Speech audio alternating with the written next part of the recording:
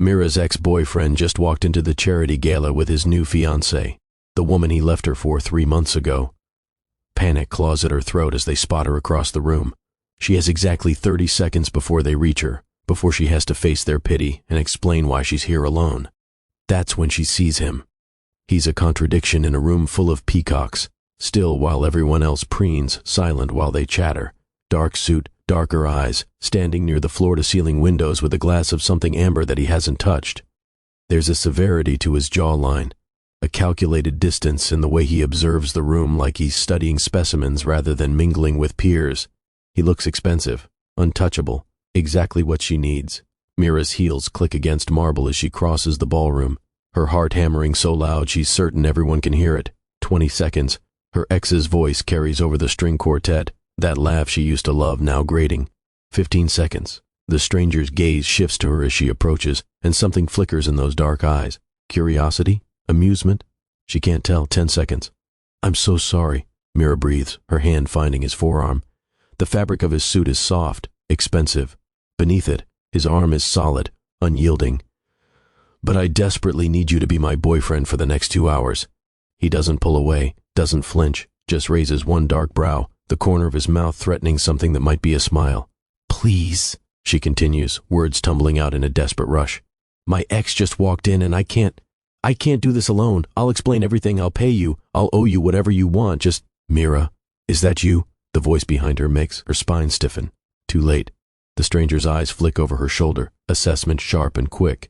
Then he does something that steals the breath from her lungs. He smiles, not at her ex, at her, and it's devastating, warm and intimate, and so convincing that for one disorienting moment, she forgets this is fake. "Done," he says, his voice low and rich like aged whiskey. His hand covers hers on his arm, thumb brushing across her knuckles with practiced ease. "Though I have to say, darling, giving me a heads up about your ex would have been thoughtful."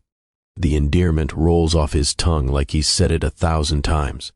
Mira barely has time to process before she's turned, and his arm is around her waist, anchoring her against his side. She fits there perfectly, her head just level with his shoulder. He smells like cedar and something darker, more dangerous. "Derek," Mira manages, her voice steadier than she feels. What a surprise. Derek, blonde, charming, familiar, stands there with Vanessa practically glued to his side. The diamond on Vanessa's finger catches the light, obscene in its size. Derek's smile is all polite confusion, but Vanessa's eyes are sharp, calculating. "We didn't know you'd be here," Vanessa says, her tone syrupy sweet. "You didn't mention bringing anyone to the fundraiser. Because you're on the planning committee and you knew I bought a single ticket." Mira thinks bitterly. "Well," the stranger says smoothly, his thumb now tracing lazy, distracting circles on her hip, "we like to keep some things private.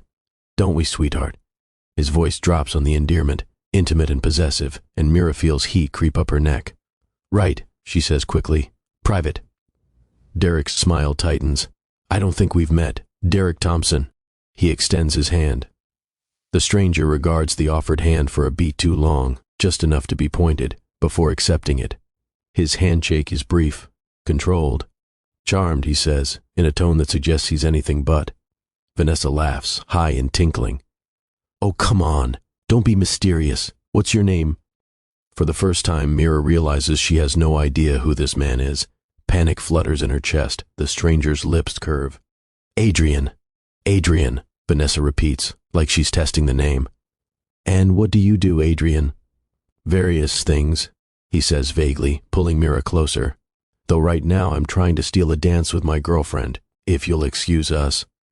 He doesn't wait for an answer, just guides Mira toward the dance floor with one hand at the small of her back, leaving Derek and Vanessa staring after them. "Breathe," Adrian murmurs as they reach the parquet floor. "You're doing fine." Mira realizes she's been holding her breath. The orchestra swells into a waltz, and Adrian turns her into his arms with the kind of fluid grace that speaks of expensive lessons or natural talent. His hand settles at her waist, hers on his shoulder, and suddenly they're moving. "Thank you," Mira whispers. "I don't know why you agreed, but thank you." "You looked like you were about to bolt," he says simply. His eyes are lighter up close, not black but a very dark brown with flecks of amber. I have a weakness for damsels in distress. I'm not a damsel. No, he agrees, spinning her effortlessly. But you were definitely distressed. Despite everything, Mira almost laughs. Still. You didn't have to help me. Adrian's expression shifts, something unreadable crossing his features. Maybe I was bored. Maybe I like disrupting the natural order of charity galas. Or maybe, he leans in, breath warm against her ear. Maybe I'm exactly the kind of stranger mothers warn their daughters about. Mira should feel alarmed. Instead, she feels alive for the first time in months. So what do I call you? She asks, as he leads her through a turn. Besides my fake boyfriend? Adrian works fine. Adrian what? Just Adrian, for now. His mouth quirks. Tell me about the ex. What's his story? So, as they dance, Mira tells him. About Derek's promises, his betrayal, how he left her for Vanessa 3 months ago and somehow made her feel like it was her fault for being too focused on her career, too independent, not. Enough. Adrian listens without interrupting, his hand steady at her waist, and when she finishes, he's quiet for a moment. He's an idiot, Adrian says finally. You don't know me. I know enough. His eyes hold hers. I know you'd rather face him alone than bring some random date for pity. I know you apologized before asking for help. And I know you just spent 3 minutes explaining his side of the story instead of calling him what he is. A coward who traded something real for something shiny. Mira's throat tightens. That's a lot of assumptions from one dance. I'm good at reading people. And what do you read from me? Adrian smiles, slow and dangerous. That you're going to owe me a second date after this. That wasn't part of the deal. I'm amending the terms. The waltz ends, but he doesn't let her go. 1 real date. That's my price. You're serious. Deadly. Mira should say no, should thank him and disappear into the crowd. Instead, she hears herself say, fine, 1 date. His smile turns triumphant. They make it through dinner with Adrian playing the attentive boyfriend so convincingly that Mira almost forgets it's an act. He asks about her work. She's a marketing director for a mid-sized tech firm and actually listens to her answers. When Derek and Vanessa pass their table, he pulls her chair closer to his, drops a casual kiss on her temple that sends sparks down her spine. You're good at this, Mira murmurs during dessert. At what? Pretending. Adrian's fork pauses halfway to his mouth. Who says I'm pretending? Before she can respond, a woman in a glittering gown approaches their table. She's older, elegantly dressed, with the kind of confidence that comes from old money. Adrian Rothschild, she says warmly. I was hoping I'd catch you tonight. We need to discuss your keynote speech for next month's summit. The fork in Mira's hand clatters against her plate. Adrian's expression doesn't change, but she feels him tense beside her. Mrs. Henderson, of course. We can schedule something next week. Wonderful. And who is this lovely young woman? My girlfriend, Mira Chen. He says it so smoothly, like it's the truth. Mira, this is Margaret Henderson. She chairs the board for the Children's Foundation. Mira somehow manages to shake hands and make polite conversation, but her mind is reeling. Adrian Rothschild. Bethy Adrian Rothschild, CEO of Rothschild Industries, the tech empire that's been in the news constantly for its innovative AI platforms and billion-dollar acquisitions. She just begged a billionaire CEO to be her fake boyfriend. After Mrs. Henderson leaves, Mira turns to Adrian slowly. You could have mentioned who you were. You didn't ask. He sips his wine, unrepentant. Besides, would you have approached me if you'd known? No, God, no. I would have. She stops, horrified. You must think I'm insane, or a gold digger, or, I think, Adrian interrupts quietly, that you're the first person in months to talk to me like I'm just a man instead of a bank account or a business opportunity. His eyes meet hers. It was refreshing. I grabbed you like you were a piece of furniture. Also refreshing. Despite herself, Mira laughs. It bubbles up unexpectedly, tension breaking. This is insane. This whole night is insane. Agreed. Adrian stands, offering his hand, which is why we should make it memorable. Dance with me again? She shouldn't. She should thank him, apologize profusely, and disappear into the night before this gets any more complicated. But his hand is extended, and his eyes are warm, and Derek is watching from across the room with an expression she can't quite read. So she takes his hand. This time, when they dance, it feels different. Less performance, more something else, something that makes her heart race for reasons that have nothing to do with her ex. Your keynote speech, Mira says as they sway. What's it about? Innovation and responsibility in AI development. Thrilling stuff. You don't sound thrilled. I've given versions of the same speech 20 times this year. He spins her gently. It's necessary, but not exactly exciting. What would you rather talk about? Adrian considers this. The ethical implications of predictive algorithms in healthcare. The digital divide in rural communities. How to build technology that serves humanity instead of replacing it. His mouth quirks. But those topics don't play well with donors. That's a shame. You actually sound passionate about them. I am. He pulls her closer as the music shifts to something slower.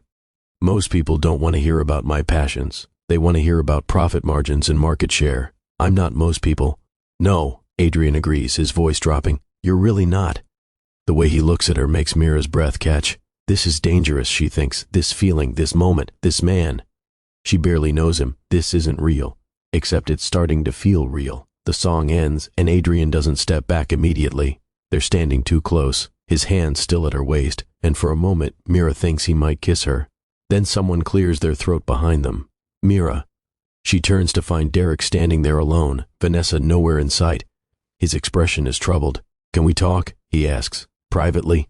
Adrian's hand tightens on her waist. She's busy. It's okay, Mira says quietly, even though it's not. She looks up at Adrian. I'll just be a minute. Something flashes in his eyes. Concern, maybe, or irritation. But he nods. I'll be at the bar. As he walks away, Mira faces Derek. Up close, she can see the strain around his eyes. The way his perfect smile doesn't quite reach them anymore. You look good, Derek says. Happy. Thank you. Is it serious? You and... He trails off. Him? The question catches her off guard. She should say yes, should sell the lie completely. Instead, she finds herself asking, why does it matter? Derek runs. A hand through his hair, a gesture she remembers from 100 small moments. Because seeing you with someone else made me realize. He stops, starts again. I made a mistake, Mira. Leaving you. Vanessa is... She's not you. 3 months ago, Mira would have given anything to hear these words, would have forgiven him immediately, taken him back, convinced herself it was what she wanted. Now, looking at him, she feels nothing but a distant sort of pity. You didn't make a mistake, Derek. You made a choice. Her voice is calm, certain, and I'm making mine. We're done. We've been done. But, no. She cuts him off gently. I hope you and Vanessa are very happy together. I really do. But I'm happy too. For the first time in a long time, I'm happy. And as she says it, Mira realizes it's true. Not because of Adrian exactly, but because she finally stopped waiting for Derek to validate her worth. She walks away without looking back. Adrian is waiting at the bar as promised. He's talking to the bartender, but turns immediately when she approaches, reading her expression with unsettling accuracy. You okay? Better than okay. Mira accepts the glass of champagne he offers. I think I just got closure. Good. He clinks his glass against hers. He's not worth your time. No, she agrees. He's not. They stand in comfortable silence for a moment, watching the glittering crowd. The gala is winding down, couples beginning to drift toward the exits. So, Adrian says eventually, about that real date. Mira's heart skips. You were serious about that? Completely. He sets down his glass, turning to face her fully. I wasn't lying earlier, Mira. Tonight was the most genuine conversation I've had in months. You're sharp, you're funny, you don't treat me like a walking tax write-off. His mouth quirks. And you're beautiful, but I suspect you already know that. She doesn't know what to say. This is Adrian Rothschild, billionaire, CEO, completely out of her league. In every measurable way. One date, he continues, a real one. No pretending, no exes, no performance, just you and me, getting to know each other. He pauses. Unless I'm reading this wrong, if you're not interested, tell me now and I'll back off. Mira thinks about playing it safe, about all the reasons this is a bad idea, the power imbalance, the different worlds they inhabit, the impossibility of it all. Then she thinks about how she felt in his arms, how he listened when she talked, how he made her laugh. Thursday, she hears herself say, I'm free Thursday night. Adrian's smile is genuine, unguarded. Thursday works, but not somewhere fancy. No 5-star restaurants or exclusive clubs. His eyebrow lifts. What did you have in mind? Let me surprise you this time. Deal. He pulls out his phone. Give me your number. As she recites it, Mira can't quite believe this is happening. That she approached a stranger. That he turned out to be a CEO. That he actually wants to see her again. So, she says as he saves her contact. Was this the most interesting charity gala you've ever attended? Adrian considers this seriously. By far. Usually these things are insufferably dull. But tonight, his eyes meet hers, warm and intent. Tonight was perfect. Even the part where I accosted you, especially that part. Mira laughs, and it feels good, feels right. You're strange, Adrian Rothschild. You have no idea, he says, but he's smiling. As the evening ends and they walk toward the exit together, Mira catches sight of Derek and Vanessa across the lobby. Derek is watching them, expression unreadable, while Vanessa scrolls through her phone with a pinched look. Adrian follows her gaze, then leans down to murmur in her ear, "Want to really sell it?" Before she can ask what he means, his hand is cupping her face, thumb brushing her cheekbone. He's giving her time to pull away, she realizes. Time to say no. She doesn't. The kiss is soft, gentle, nothing like the performance she expected. It's sweet and genuine, and makes her head spin in the best possible way. When he pulls back, Adrian is smiling, and Mira realizes she's smiling too. "Thursday," he says again. "Thursday," she confirms. The hole-in-the-wall dumpling restaurant on Mott Street isn't the kind of place Adrian Rothschild is typically photographed. No crystal chandeliers, no wine list, no dress code beyond come hungry. Which is exactly why Mira brought him here for their first real date, and exactly why it's become their place. "You're going to get dumpling grease on your Armani suit," Mira points out, watching him reach for another soup dumpling with chopsticks. "Worth it," Adrian says, biting carefully to avoid the scalding broth. "Besides, it's Tom Ford. My apologies to Mr. Ford." He laughs, and Mira marvels at how much has changed, how comfortable this has become, the two of them squeezed into a tiny booth, arguing about whether pork or vegetable dumplings are superior. It's pork, obviously, but Adrian maintains his vegetables are better stance with stubborn conviction. Her phone buzzes. A text from her best friend. Eve saw the Forbes article. Tech CEO and marketing director, a modern love story. "You're famous!" Mira shows Adrian, who grimaces. "I asked them not to run that headline." "It's not wrong. It's cheesy." "You're cheesy," she counters. "You sent me flowers to my office with a note that said thinking of you yesterday. That's romantic, not cheesy. The flowers were shaped like dumplings." Adrian grins, unrepentant. "I stand by my choices. The truth is, the past 6 months have been surreal. The media attention when their relationship went public, the scrutiny, the endless questions about how they met. But through it all, Adrian has been exactly what he was that first night. Genuine, funny, present in a way Mira didn't know was possible. "I have something for you," Adrian says, suddenly serious. He reaches into his jacket pocket. Mira's heart lurches. "Adrian, relax," he says quickly. "It's not that. Not yet, anyway." He pulls out a small box, not ring-sized, she notes, with both relief and possibly the tiniest bit of disappointment. Open it. Inside is a delicate silver bracelet with a single charm, a tiny, perfect dumpling. "So you never forget," Adrian says softly, "the woman who was brave enough to grab a stranger at a charity gala and change both our lives."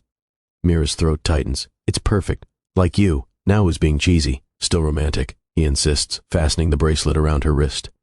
His fingers linger on her skin, and when he looks up, his expression is tender. "I love you, Mira-chan. I've probably loved you since you apologized while asking me to be your fake boyfriend. You never said. I'm saying it now." Mira thinks about that night, the panic, the desperation, the wild impulse that led her to a stranger by the window. She thinks about all the ways it could have gone wrong, and all the ways it went impossibly right. "I love you too," she says, "even though you're wrong about the vegetable dumplings." Adrian's laugh is bright and genuine, and when he kisses her across the table, it tastes like ginger and soy sauce and something that feels remarkably like forever. Outside, the city rushes past, but in their tiny booth at the dumpling restaurant, time slows. Two people who found each other in the most unlikely way, building something real from a beautifully fake beginning. "Same time next week?" Adrian asks. "Same time next week," Mira confirms. Some fairy tales start with once upon a time. Theirs started with a desperate plea and a stranger who said yes, and somehow impossibly it became the truest thing in her life. The end.